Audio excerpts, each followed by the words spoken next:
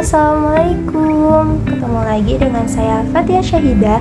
Di pertemuan kedua ini saya akan mereview materi mata kuliah hukum pidana pada tanggal 13 Februari 2023 yang disampaikan langsung oleh dosen saya, Ibu Prof. Dr. Hajah Heni Nuraini SMH dan Bapak Dr. Muhammad Rendi Aridayandi SMH. Pada pertemuan kedua ini ada 4 pembahasan loh. Yang pertama ada sumber hukum pidana, yang kedua ada pengertian hukum pidana atau strafrecht, yang ketiga ada pembagian kitab undang-undang hukum pidana, dan yang terakhir ada berlakunya hukum pidana di Indonesia. Yang pertama, sumber hukum pidana itu ada 4 sumber. Yang pertama ada KUHP atau WVSNI atau juga Wetboek van Strafrecht voor Nederland Indi, mulai berlaku pada 1 Januari 1918 di Indonesia. KUHP kita ini masih menggunakan KUHP peninggalan pada zaman Belanda, sedangkan KUHP yang dibuat oleh Indonesia langsung itu akan berlaku pada tahun 2025 nanti. Sumber yang kedua itu ada peraturan-peraturan lain di luar KUHP seperti Undang-Undang Tindak Pidana Narkotika dan Undang-Undang Tindak Pidana Korupsi. Yang ketiga ada Memori Penjelasan KUHP atau MVT, dan yang terakhir ada Hukum Pidana Adat atau hukum pidana tidak tertulis. Hukum pidana adat ini digunakan sebelum datangnya para penjajah. Jadi kita menggunakan hukum pidana adat atau menggunakan hukum adat masing-masing. Yang penjelasan kedua yaitu tentang pengertian hukum pidana atau strafrecht. Seperti video sebelumnya, pengertian hukum pidana atau strafrecht itu dibagi menjadi 2 bagian, yaitu ada hukum pidana material dan hukum pidana formil. Hukum pidana material atau hukum pidana objektif atau hukum pidana substantif atau ius poenale atau criminal act atau substantif criminal act, yaitu keseluruhan peraturan yang memuat larangan atau keharusan dan bagi yang melanggar diancam dengan pidana. Berisi keharusan dan larangan yang harus dilaksanakan diatur berdasarkan ke asas legalitas atau criminal act, mengatur tentang siapa-siapa yang dapat diminta pertanggungjawaban, diatur berdasarkan asas kesalahan atau criminal liability atau criminal responsibility. Contohnya KUHP dan beberapa peraturan di luar KUHP.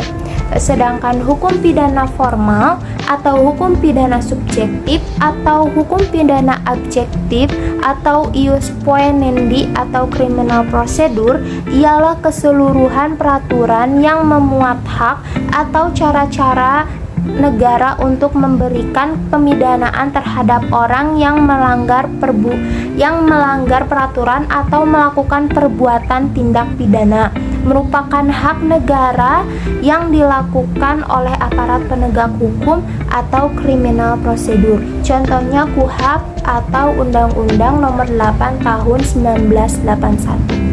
Untuk pembahasan berikutnya itu ada pembagian kitab undang-undang hukum pidana, terbagi menjadi 2 bagian, yaitu bagian yang bersifat khusus dan bagian yang bersifat umum. Kita bahas bagian yang bersifat umum terlebih dahulu. Bagian yang bersifat umum ialah berlaku untuk seluruh lapangan hukum pidana, baik yang terdapat dalam KUHP maupun di luar KUHP, diatur dalam buku 1 yaitu pasal 1 sampai 103. Seterusnya ada bagian yang bersifat khusus, yaitu mengatur perbuatan-perbuatan mana yang dapat dipidana dan disertai ancaman berupa sanksi bagi yang melanggarnya, diatur dalam buku 2 pasal 104 sampai 488 tentang kejahatan dan buku 3 pasal 489 sampai 569 tentang pelanggaran. Dan pembahasan yang terakhir yaitu ada berlakunya hukum pidana. Ia juga terbagi menjadi 2, yaitu menurut waktu dan menurut tempat. Yang pertama, mari kita membahas menurut waktunya. Menurut waktunya, berlaku hukum pidana atau locus temporis didasarkan pada asas legalitas atau principle of legality atau nullum delictum nolla poena sine praeveina legi poenali. Dalam KUHP diatur pada pasal 1 ayat 1 yang berisi tiada suatu perbuatan dapat dipidana kecuali atas kekuatan aturan pidana dalam perundang-undangan yang telah ada sebelum perbuatan dilakukan. Hal ini berisi dua konsekuensi, yaitu yang pertama, tindak pidana harus dirumuskan terlebih dahulu dalam rumusan undang-undang, yang berarti tindak pidana yang tidak diatur dalam KUHP tidak dapat dipidana atau dihukum. Larangan adanya penafsiran secara analogi. Yang kedua, yaitu peraturan harus ada sebelum terjadinya tindak pidana, yang berarti tidak boleh berlaku surut atau retroaktif atau menjamin individu dari kesewenang-wenangan penguasa ataupun sanksi pidana merupakan paksaan atau dueng. Selanjutnya ada berlakunya hukum pidana menurut tempat atau locus delicti. Ada terbagi menjadi tiga, yaitu daratan negara, perairan atau laut teritorial yang ditetapkan oleh HI, dan yang terakhir ada udara di atas wilayah negara.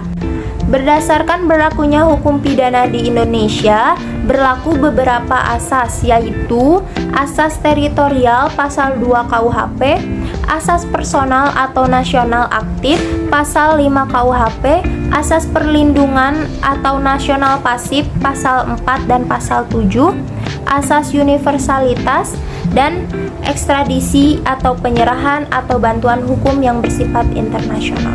Mungkin sekian penjelasan dari saya. Sampai jumpa lagi di video review pembelajaran hukum pidana selanjutnya. Dadah.